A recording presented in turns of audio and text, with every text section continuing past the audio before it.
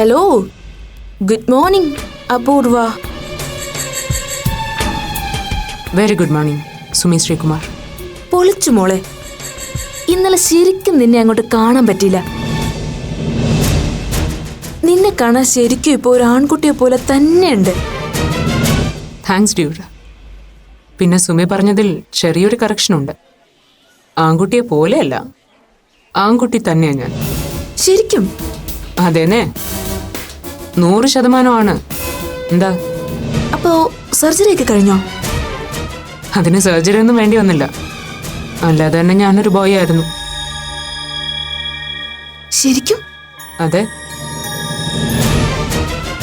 അപ്പോ അങ്ങനെയാണ് കാര്യങ്ങള്. നീ ആള് കൊള്ളാലോ. അല്ല മോനെ അപ്പുക്കുട്ടാ, അപ്പൊ നീയും മാളവികയും തമ്മില് നേരത്തെ അഫയർ ആയിരുന്നു അല്ലേ? നിന്നെ കല്യാണം കഴിക്കാൻ വേണ്ടിയായിരിക്കും അവള് ഞങ്ങളുടെ പാവ അരുൺ ഭാസ്കറിനെ തേച്ചത് അല്ലേ?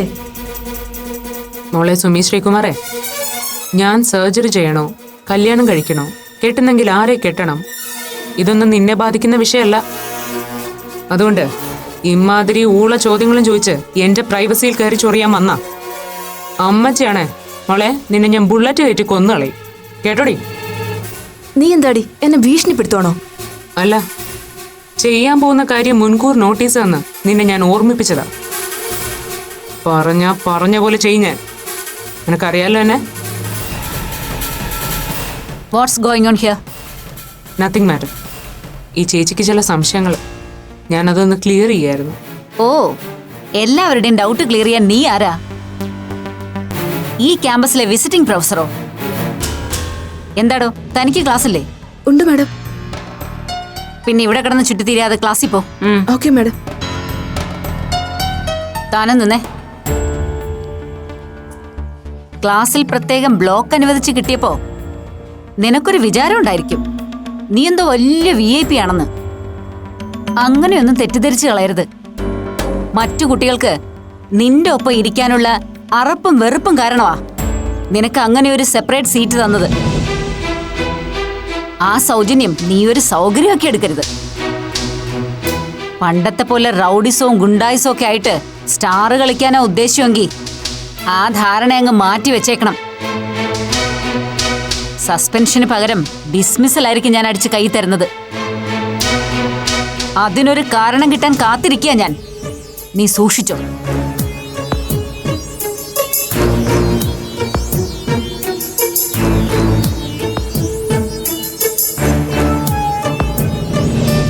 ഇപ്പൊ എങ്ങനെയുണ്ട് വിജയ്? മറ്റു ബുദ്ധിമുട്ടുകളൊന്നും തോന്നുന്നില്ലല്ലോ? ഏയ്, ഐ എം ഓൾമോസ്റ്റ് ഓക്കെ. പെട്ടെന്ന് ഇങ്ങനെ സംഭവിച്ചു പോയതുകൊണ്ട് ക്ലാസ് മാനേജ് ചെയ്യാൻ പറ്റാത്തതിൻ്റെ ഒരു ചെറിയ ടെൻഷനുണ്ട്, അത്രേ ഉള്ളൂ. നാളെ മുതൽ ക്ലാസ് കണ്ടിന്യൂ ചെയ്താലോ എന്ന് വിചാരിക്കുക. നാളെ മുതലോ? അത് പറ്റില്ല. 2-3 ദിവസം കൊണ്ട് റെസ്റ്റ് എടുത്തിട്ട് ഒരു ചെക്കപ്പ് കൂടി കഴിഞ്ഞിട്ട് മതി ക്ലാസ്സൊക്കെ. അത് മതി വിജയ്. കുറച്ച് ദിവസം നന്നായി റെസ്റ്റ് എടുക്ക. ബാക്കിയൊക്കെ നമുക്ക് പിന്നീട് ആലോചിക്കാം. ജോബും അത് തന്നെയാ പറഞ്ഞത്. പിന്നെ വിജയ്, നിങ്ങളോട് 2 പേരോടുമായി ഒരു കാര്യം ചോദിക്കട്ടെ? ഒന്നും തോന്നില്ലല്ലോ? ഈ സമയത്തത് ചോദിക്കുന്നത് ശരിയാണോന്നും എനിക്കറിയില്ല. എങ്കിലും നിങ്ങളോട് എനിക്ക് ഫോർമൽ ആകേണ്ട കാര്യമില്ലല്ലോ. ആ വിശ്വാസത്തിലാ ചോദിക്കാന്ന് വിചാരിക്കുന്നത്. ഡെയ്സി ചോദിച്ചോളൂ. മുരളിയും ഫാമിലിയുമായി എന്തെങ്കിലും ഇഷ്യൂസ് ഉണ്ടോ നിങ്ങൾക്ക്?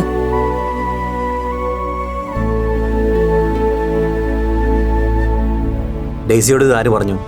വിജയ്, തന്റെ അത്ര എക്സ്പീരിയൻസ്ഡ് ഹാൻഡ് അല്ലെങ്കിലും ഞാനൊരു ടീച്ചറാ. വരികൾക്കിടയിൽ എഴുതിയിരിക്കുന്നത് വായിച്ചെടുക്കാനും വ്യാഖ്യാനിക്കാനും ഞാനും ശ്രമിക്കാറുണ്ട്. ആ ശ്രമത്തിന്റെ ഭാഗമായിട്ടാണ് എന്റെ ഈ ചോദ്യമെന്ന് കൂട്ടിക്കോളൂ.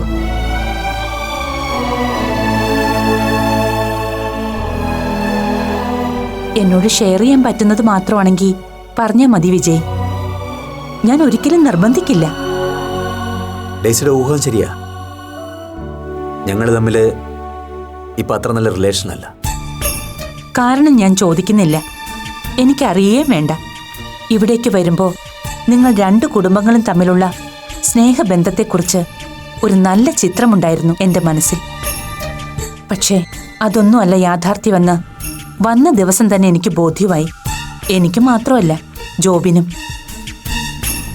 വിജയെപ്പോലെ ജീവിതത്തെ അതിൻ്റെ എല്ലാ പ്രാക്ടിക്കൽ സെൻസിലും എടുക്കാൻ കഴിയുന്ന ഒരാൾക്ക് ഇങ്ങനൊരു സ്ട്രെസ് വരേണ്ടതല്ല.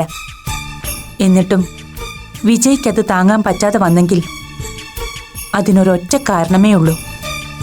രണ്ടു കൂട്ടരും പരസ്പരം ഒരുപാട് വാല്യൂ ചെയ്തിരുന്ന ആ സൗഹൃദത്തിന്റെ തകർച്ച നിങ്ങൾക്ക് ഉൾക്കൊള്ളാൻ കഴിഞ്ഞില്ല. ഇനിയോട്ട് കഴിയുമെന്നും എനിക്ക് തോന്നുന്നില്ല. ശരിയല്ലേ ഗീതേ? ഡേസി വിചാരിക്കുന്ന പോലെ അത് അത്ര വലിയ പ്രശ്നമൊന്നുമല്ല. കുട്ടികൾ തമ്മിലുള്ള ചെറിയ ചെറിയ ഇഷ്യൂസ്, അതിൻ്റെ പേരിലുള്ള ഒരു സൗന്ദര്യപ്പിണക്കം, അത്രയേ ഉള്ളൂ. ഞാൻ പറഞ്ഞല്ലോ വിജയ്, അതിന്റെ കാര്യമോ കാരണമോ അറിയാൻ വേണ്ടിയല്ല ഞാൻ ഈ കാര്യം ചോദിച്ചത്. ഇപ്പൊ പറഞ്ഞതുപോലെ അതൊരു സൗന്ദര്യപ്പിണക്കത്തിൽ മാത്രം ഒതുങ്ങുന്ന വിഷയമല്ലെന്നും എനിക്കറിയാം. ഇനി ഒരു വാദത്തിനു വേണ്ടി വിജയ് പറഞ്ഞതുപോലെ കുട്ടികൾ തമ്മിലുള്ള പ്രശ്നമാണെന്ന് തന്നെ ഇരുന്നോട്ടെ. കുട്ടികളിൽ തുടങ്ങി മുതിർന്നവരിലേക്ക് വളർന്ന് മരണം വരെ ആജന്മ ശത്രുക്കളായി കഴിയുന്നവരുടെ എത്രയെത്ര കഥകൾ നമുക്കറിയാം. ഒരു തുറന്നു പറച്ചിലോ ക്ഷമ ചോദിക്കലോ കൊണ്ട് ഉണങ്ങുന്ന മുറിവേ ഇപ്പോഴുള്ളൂ എങ്കിൽ അതിനുവേണ്ടി ശ്രമിക്കൂ വിജയ്. ഡേസി, ഞാൻ ശ്രമിക്കുന്നുണ്ട് എന്നാൽ കഴിയും വിധം. പക്ഷേ നോ, നിങ്ങളെപ്പോലെ പരസ്പരം ആത്മാർത്ഥമായി സ്നേഹിക്കുന്ന രണ്ടു കുടുംബങ്ങൾക്കിടയിൽ പക്ഷേ എന്ന വാക്കിന് പ്രസക്തിയില്ല. വിജയിക്കുക എന്നതാണ് പ്രധാനം. എന്താ ഗീതെ, ഞാൻ പറഞ്ഞത് ശരിയല്ലേ?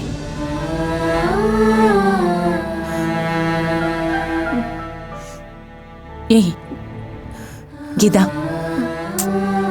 റിലാക്സ് റിലാക്സ്, എല്ലാം ശരിയാകും. ഞങ്ങളൊക്കെ ഇല്ലേ കൂടെ?